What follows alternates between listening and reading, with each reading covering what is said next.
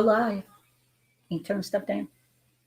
Hi, I'm Cheryl Carr, your work doctor. How is everyone today?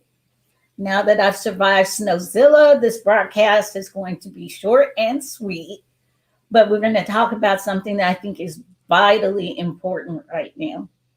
And again, it'll be short and sweet, but we're going to talk about crucial conversations and communicating effectively, even when there's high stakes, high emotions, and difference of opinions. And the reason why I want to talk about this with you guys today is because I have had to practice my best communication skills, and I've failed quite a bit because the emotions are so high right now. It's just been so much to February. This has been like one of those months where all of last year was crammed into 1 month. It's been pretty doggone interesting. But let's get into what I want to talk about, because I believe learning what I'm going to teach as briefly as I can today, but hopefully as effectively as I can today, is vitally important for us all. So, crucial conversations. That's when you need to say what you need to say, or something needs to be said, even if the respondent or potential respondent does not want to hear what you're communicating. And yes, I am broadcasting a little bit early, but that's because I've got some emergency stuff I've got to do at 10. So please like, subscribe, share, and make sure you watch the rebroadcast if you're not able to catch me live. And you can also communicate with me while I'm broadcasting. If you're viewing this while I'm on the air live, you can communicate with me. Just jump in the chat box and say what you want to say. So back to the subject of crucial conversations. And I'm just going to go through 3 things that help us communicate effectively when we need to have those difficult conversations. Now, what crucial conversations can be defined as are conversations you need to have when there's opposing views, you just don't agree. There's high stakes, meaning this has to come to a conclusion. Doesn't necessarily have to be a win-win or a lose-lose or an argument. There just needs to be a conveying of each other's perspective. And it needs to be conveyed in a way that effective communication, it means 2-way. Effective communication is not just having your say. Effective communication means the word said and what's meant by what's said being received by the listener. And then, even though you can communicate it, you can't understand it for them. They will understand at their level of understanding with the information, the tone in your voice, and the way you communicate to them. So, the first thing you want to do when you need to have crucial conversations is to get unstuck. Understand, if you don't talk it out, you'll act it out. And that's what we see a lot on social media. People are not communicating. They're just acting out, putting their opinion out there. We're all social broadcasters now with the power of the keyboard and the camera. For those of us that get on air and we get to talk about how we want the world to understand how we think and what we believe. So if you don't talk it out, you'll act it out. That is important to remember. Secondly, you can be candid and respectful even when you're stuck. And that starts with you deciding, I will be an effective communicator in this instance. And whatever's going on, I'm going to communicate effectively because the stakes are high, emotions are high, and the information is opposing value or view to what mine is.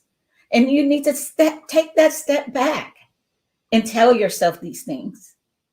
The second thing is to start with heart, to understand, change what you want and you'll change what you want and you'll change how you act.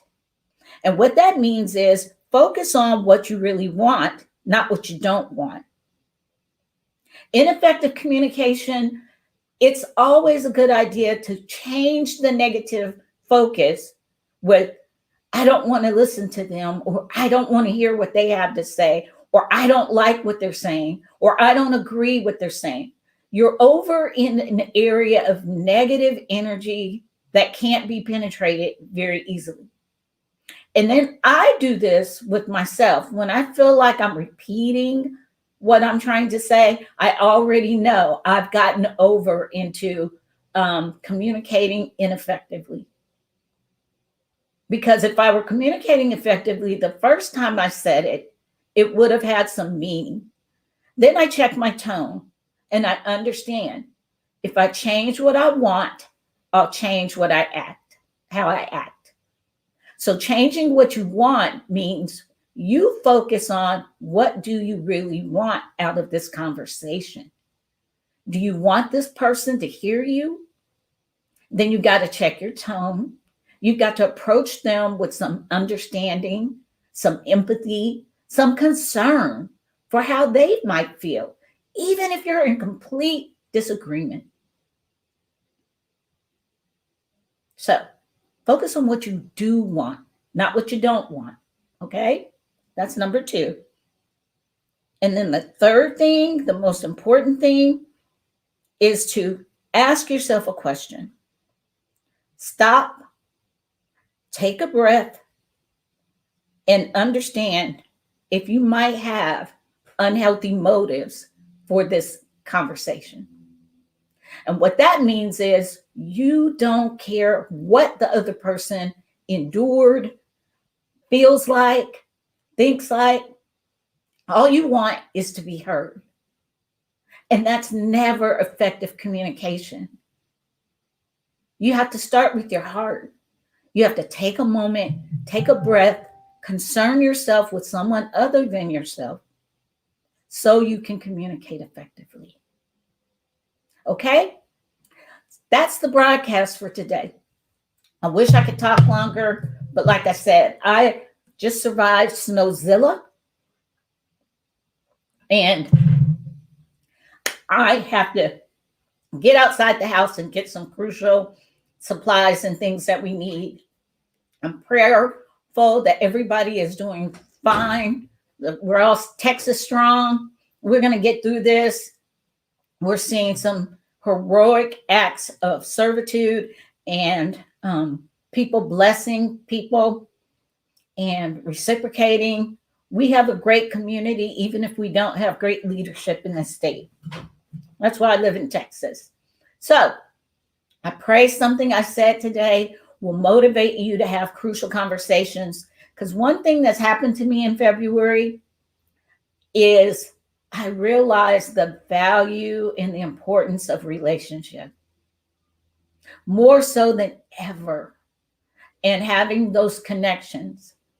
There was something to the amount of people that checked on me when I was sick, that checked on me when I was without power. And when I posted my needs on Facebook, it wasn't even 5 minutes before someone was in my inbox saying, I got that. And then someone followed right after them saying, I got that. So on behalf of me and Milo and my brother James, we thank you all for your prayers, your concern. We thawed out. It's 71 degrees here today. I'm grateful for the psycho Texas weather. So we will be fine. We will have to make some massive changes though. And I have been activated. I am active anyway politically, but wait till you see what love I'll be on now, because that leadership needs to change. But anyway, I pray you're blessed. Have those crucial conversations. Try those 3 tips I gave you and prayerfully, they will help you the next time you have to get unstuck and you have to have crucial conversations where the stakes are high, the emotions are high, and you have opposing views. You'll understand that you start with heart. You don't focus on what you don't want. You focus on what you do want.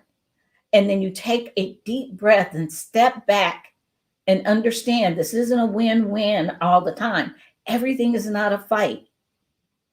And to effectively communicate, the message has to be sent and received at their level of understanding, not yours. Okay? I'm Cheryl Carr, your work doctor. Please like, share, and subscribe on my YouTube channel so you can get these broadcasts and know when I'm on the air. Okay? Have a blessed day, and thank you guys again. Texas is strong. We're going to recover and be better. Watch. Bye.